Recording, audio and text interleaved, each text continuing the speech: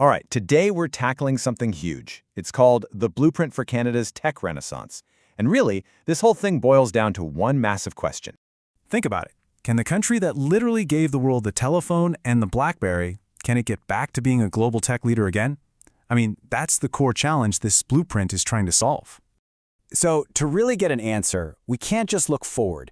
We've got to look back. We have to understand how we got here in the first place. Okay, let's kick things off with part one, a legacy of innovation. And wow, what a legacy it is. We're talking about an incredible foundation built over decades. I mean, this history, it really speaks for itself, right? You go back to the 70s and Nortel was this absolute giant in digital tech. Then you've got ATI, a total powerhouse in graphics chips. And then, 1999, RIM launches the BlackBerry and basically defines a whole era of how we communicate on the go. And you can't forget Shopify, started in an Ottawa coffee shop in 2004, and now, well, it's a global e-commerce titan. The report itself puts it perfectly. It says that for decades, Canada punched far above its weight. And listen, this isn't just us getting all nostalgic. It's a real, factual reminder of what this country is capable of. But, and there's always a but, isn't there?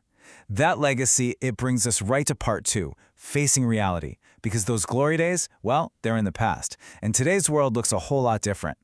So you gotta ask, what happened? What went wrong? If that foundation was so solid, why are we even talking about needing a renaissance in the first place? Okay, before we dive into the numbers, let's quickly get on the same page with a key term, venture capital, or VC. Just think of it like this. It's the rocket fuel for startups. It's that high-risk, high-reward money that takes a brilliant idea from a garage to a global stage. And right here, this is the heart of the problem. Just look at this chart.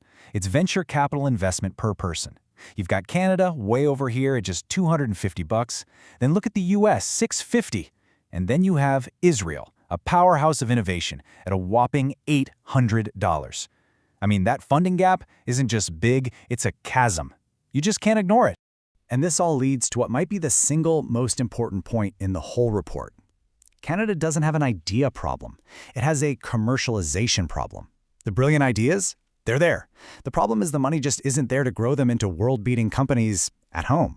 So you've got this capital gap, right? And it sets off this nasty domino effect. The first domino to fall? Talent. You get a brain drain because the best and brightest have to go elsewhere for opportunities. Then the next domino tips? Businesses spend less on research and development. And that leads to the final domino, a culture of playing it safe, a risk aversion, where we go for slow and steady instead of swinging for the fences.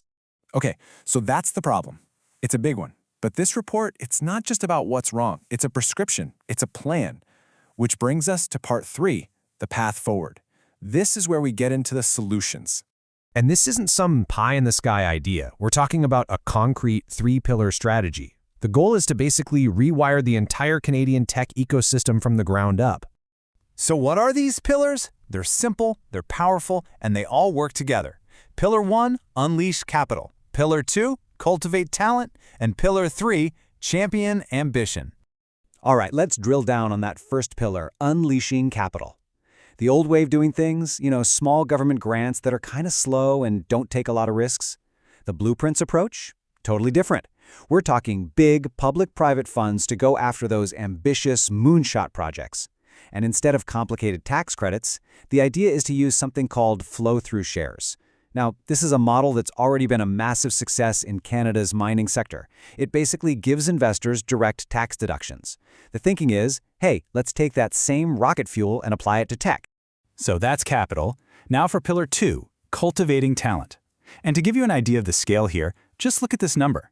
The plan calls for 100,000 new immigration spots, specifically for STEM professionals, by 2030. That is a massive injection of talent. And that leads right into the third pillar, which is championing ambition.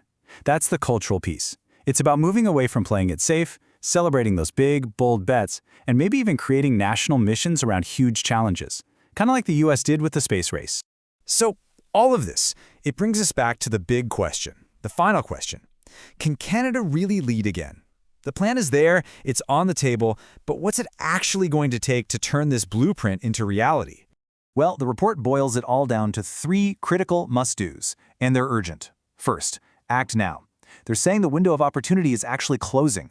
Second, think big. Small, safe, incremental changes just aren't going to cut it anymore. And finally, unite. This can't be one group's job. Government, industry, academia, everyone has to be rowing in the same direction. So there you have it. The analysis has been done, the blueprint is on the table, and maybe for the first time in a long time, the path forward is actually clear. And that leaves us with one last, really provocative thought. The debate isn't about what to do anymore. It's not even really about how to do it. The only question left, the one that really matters, is who's going to build it.